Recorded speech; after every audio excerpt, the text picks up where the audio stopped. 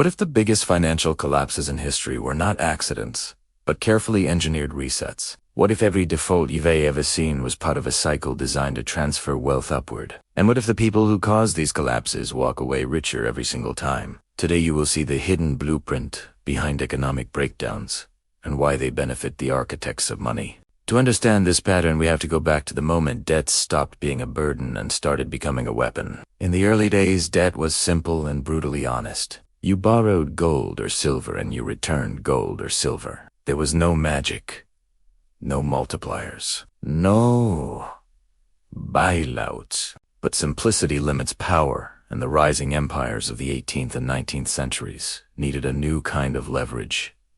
Banks discovered a trick that would change everything. They realized most people never withdraw all their money at once, so why not issue more promises than the gold they actually held? The birth of paper promises was the birth of debt alchemy. The system grew rapidly because governments needed constant funding for wars and expansion. Every crisis became a justification to print more promises, and every promise created new dependents trapped inside the system. By the early 20th century, the architects of money had mastered their craft. They could expand credit at will.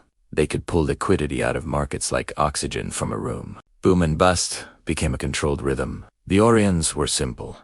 Expand, credit, inflate asset prices, encourage speculation, then tighten conditions until the weakest players collapse. It was a cycle that looked chaotic from the outside, but predictable to those who triggered it. The rise of this model created the illusion of progress. Ordinary people borrowed more for homes, cars, education, and businesses.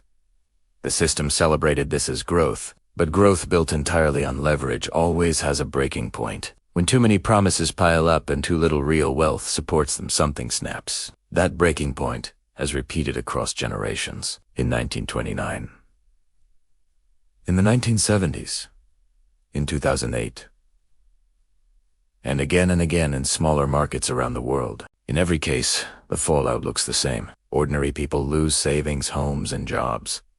Small businesses vanish. Entire countries fall into austerity spirals. But the architects of money always emerge stronger. They buy assets at fire sale prices. They receive government guarantees paid for by taxpayers. They convert crises into opportunity, and their influence over the financial system grows after every collapse.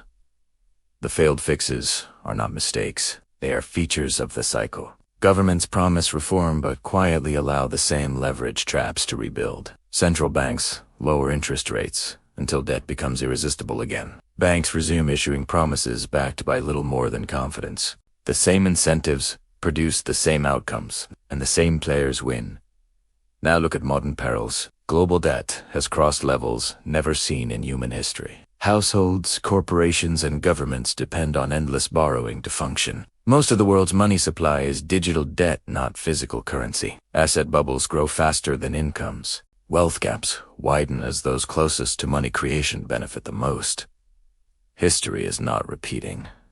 It is accelerating. The pattern is clear. When defaults happen, the architects of money absorb losses on paper but collect assets in reality. When collapses hit, they use public funds to refill their coffers. When currencies wobble, they shift wealth into safer assets before the public even knows what is happening. The system rewards those who design the collapses, not those who suffer through them.